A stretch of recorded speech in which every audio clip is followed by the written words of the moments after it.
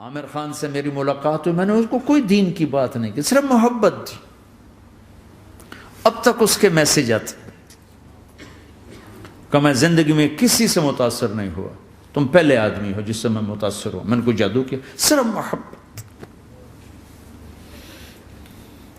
لوگوں کو محبت دو، قریب ہوں گے۔ میں جب گیا بڑی مشکل سے اللہ نے، ملاقات کا کوئی راستہ ہی نہیں تھا، وہ مجھے نہیں جانتا تھا، میں اسے نہیں جانتا تھا، تو کوئی موقع نہیں مل رہا تھا ملاقات کا۔ تو اللہ نے شاہد آفریدی کو بھیج دیا۔ شاہد آفریدی اس کی دوستی تھی، ہمارا جو کرکٹر ہے۔ میں نے اس سے فون پر کہا یار میری ملاقات تو کرا۔ اس نے ملاقات کروائی تو اس نے مجھے کہا آدھا گھنٹہ ہے، آدھا گھنٹہ۔ جب میں پہنچا میکسیمم پونا گھنٹہ، میں کہا ٹھیک۔ میں گیا تو وہ سہما ہوا چہرہ کہ بھئی مولانا آ گیا، پتہ نہیں کیا کہیں گے، بھئی یہ تو کیا کر رہا ہے، تو حرام کر رہا ہے، ناچ رہا ہے، گا رہا ہے، توبہ کر، ابھی تیرے لیے دوزخ کا فیصلہ ہو جائے، پتہ نہیں کیا ہو۔ وہ ڈرا ہوا سہما ہوا تھا۔ تو میرا ایک دور کالج لائف تھا، میرے اللہ نے مجھے ہدایت دی، اور میں 3 دن کے لیے میں اس دوست کو، اس کی نسلوں کو دعائیں دیتا ہوں جو مجھے زبردستی پکڑ کے لے گیا۔ نہ میرا تبلیغ سے کوئی تعلق، نہ واسطہ، نہ میں کوئی ان سے متاثر۔ ایک لڑکا تھا، بنگالی تھا، گشت کرتا تھا، لیکن میں اس سے ذرا متاثر نہیں ہوا۔ میرا دوست متاثر ہو گیا تھا، تو میں تو ان کے قریب سے نہیں گزرتا تھا۔ تو وہ اور میں اسکول میں اکٹھے آ رہے تھے، کالج میں اکٹھے آ رہے تھے۔ تو وہ متاثر ہوا، وہ 3 دن کے لیے جا رہا تھا، تو مجھے بتائے بغیر میرا ہاتھ پکڑ کے لے گیا، مجھے کام ہے چلو میرے ساتھ۔ اور میں اس کو انکار نہیں کر سکتا تھا، یہ میرا اس کا تعلق تھا۔ اب بھی اسی طرح بھائیوں جیسا تعلق، میں اس کا احسان ماں، مجھے زبردستی لے گیا۔ ہمارے پنجابی کی مثال ہے، کبے نو لت لگی وہ سیدھا ہو گیا۔ وہ جو ہوتا ہے ہنچ بیک ہوتا ہے نا، اس کو کسی نے لات ماری تو وہ سیدھا ہو گیا۔ مہربانی بھائی تیری لات سے میں سیدھا ہو گیا، تو مجھے تو وہ کبے والی لت پہ گئی۔ تو اللہ نے مجھے اس طرف لگا دیا۔ اور جب میری کالج لائف، میں نے کالج کا بہترین سنگر تھا، اسکول کا بہترین، یہ جنید جمشید کیا ہے جو اس زمانے میں یہ سارا کو اٹھایا میں نے سارا کیا ہے۔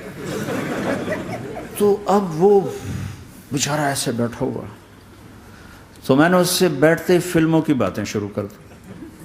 اور تھوڑی دیر بعد کہ میں نے محسوس کیا کہ فرام 60 to 72 جو فلم انڈسٹری کو جتنا میں جانتا تھا اتنا وہ نہیں جانتا تھا۔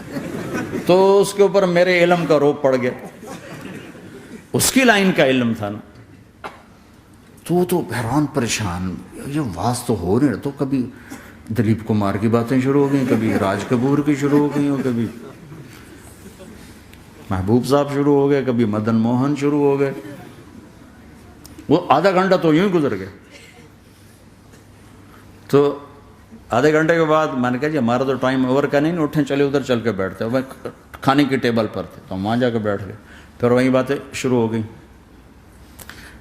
جب اس کا سارا خوف دور ہو گیا اور ریلیکس ہو گیا، اس میں پونے گھنٹے سے 50 منٹ گزر گئے تھے، تو پھر میں نے کہا عامر بھائی آپ حج پہ آئے ہیں، اگر آپ اجازت دیں تو آپ کو اپنے نبی کا حج سنو۔ کہنے لگے ہاں جی ضرور سنائی۔ پھر میں 1.25 گھنٹہ بولتا رہا، اور وہ ایسے کر کے یہاں سے وہ یوں نہیں ہوا، 1.25 گھنٹہ ایسے بیٹھ کے یوں سنتا، ہلا نہیں اپنی جگہ سے۔ لوگ محبت کے بھوکے ہیں، تم فتوے دینا شروع کر دیتے۔ 2 گھنٹے کی ملاقات کے بعد جب ہم نکلے تو نیچے تک چھوڑنے آیا عامر خان۔ حج کے بعد میں نے کہا ایک ملاقات اور ہو جائے گا، ضرور ہوگی۔ پھر اس کا میسج آیا کہ میں مدینے چلا گیا ہوں، معذرت چاہتا ہوں۔ میں نے کہا میں مدینے آ جاؤں گا، میں مدینے پہلے ہو آیا تھا حج سے پہلے۔ تو اس نے کہا کہ آپ 14 تاریخ کو آ جائیں، 4 سے 6 کا ٹائم میں نے آپ کے لیے رکھا ہے۔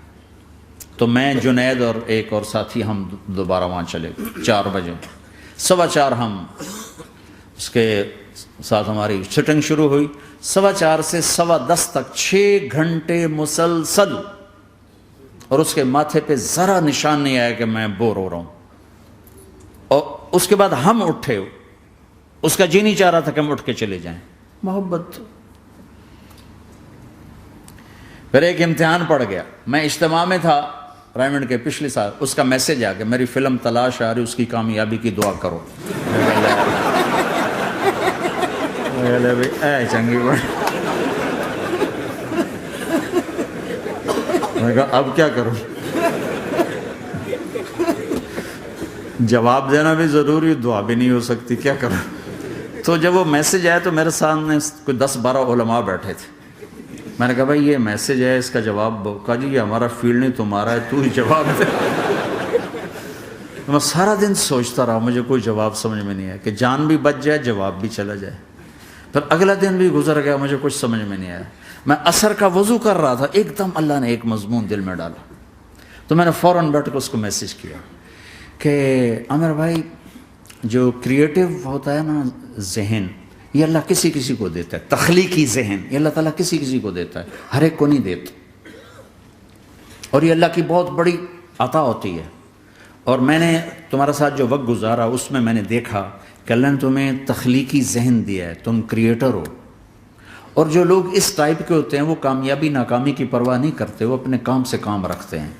آپ کا بھائی تو فوراً اس کا میسج آیا، آپ ٹھیک کہہ رہے ہیں، آپ ٹھیک کہہ رہے ہیں. بات ہو گئی. پہ میں تھا ہانگ کانگ، میں نے وہاں سے اس کو میسج کیا.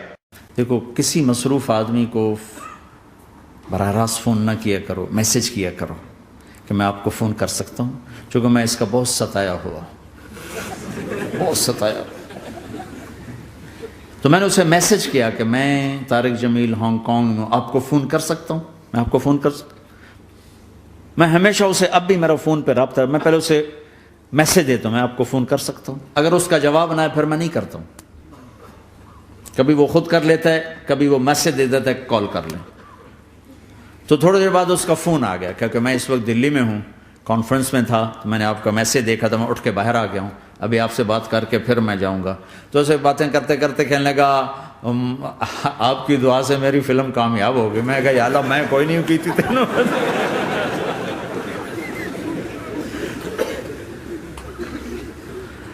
بھائیو محبتیں بانٹو، نفرتیں تو پہلے ہی بہت پھیل چکی. نشہ پلا کے گرانا تو سب کو آتا ہے، مزہ تو تب ہے کہ گرتے کو تھام لے ساتھ.